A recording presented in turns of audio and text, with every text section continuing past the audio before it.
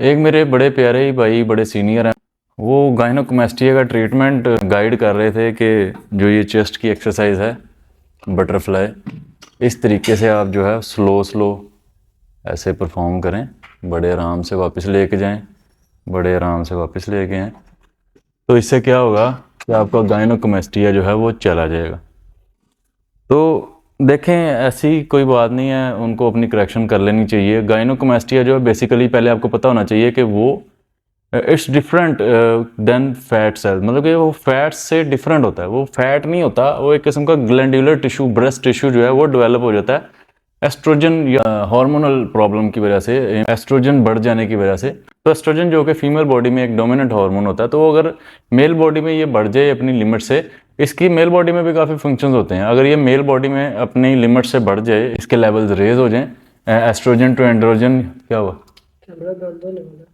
बंद होने वाला?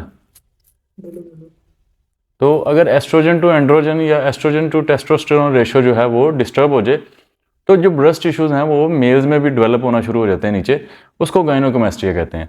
अब वो फैट्स नहीं होते, वो एक ग्लैंडुलर टिश्यू है। उसका ट्रीटमेंट या जो प्रिवेंशन जो वो करते हैं, वो जो एस्ट्रोजन ब्लॉकर्स हैं, या जैसे कि नॉल्वाडेक्स हो गया या अरीमिडेक्स वगैरह हो गया, टमोक्सिफिन हो गया, इस तरह की जो चीज़ें हैं, इस तरह की कुछ टैबलेट्स होती हैं, क्लोमिड हो गया, नॉल्वाडेक्स है या अरीमिडेक्स वगैरह है, तो इसके ज़रिए उनको ट्रीट करने की कोशिश करते हैं। कुछ लोग पीसीटी में ह्यूमन क्रॉनिक गोनाडोट्रोपिन वगैरह यूज़ करवा रहे होते हैं कि ताकि जो टेस्टोस्टेरोन लेवल्स हैं वो नॉर्मल हो सकें, या जो एस्ट्रोजन लेवल्स हैं वो नॉर्मल हो सकें।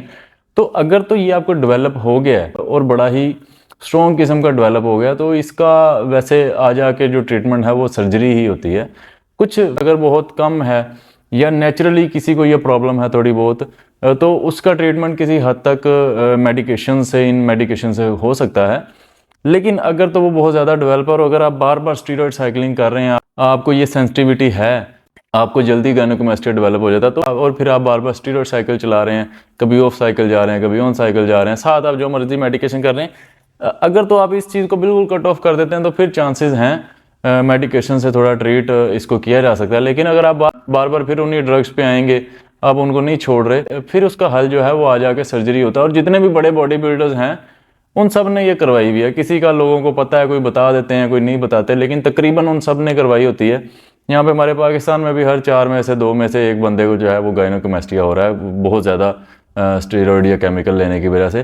तो ज़्यादा आजकल ये ड्रग का क्रेज़ बहुत ज़्यादा चल रहा है। तो अगर तो यही इन्हीं चक्रों में आप पड़े रहना चाहते हैं और आपको ये डेवलप हो गया, तो फिर इसका हल जो है वो सर्जरी है। लेकिन अगर बहुत कम है या नेचुरली कोई हार्मोन इम्बैलेंस की वजह से आपको कोई थोड़ा बहुत है, तो वो ट्रीट किया जा सकता है, लेकिन उसके चांसेस बहुत कम होते हैं। बेसिकली मेडिकेशन से कुछ देर के लिए वो अगर कम हो भी जाएगा, आप वो छोड़ेंगे, दोबारा वो थोड़ा डेवलप हो सकता है। तो आ जाके फाइनली इसका ट्रीटमेंट जो है वो सर्जरी ही होता है। तो ये अगर फैट भी है यहाँ पे, तो ये भी किसी एक्सरसाइज से नहीं जाएगी कि आप चेस्ट की एक्सरसाइज करना शुरू कर दें तो चेस्ट का फैट ही चला जाए, ऐसा भी नहीं होगा। वो भी कैलोरी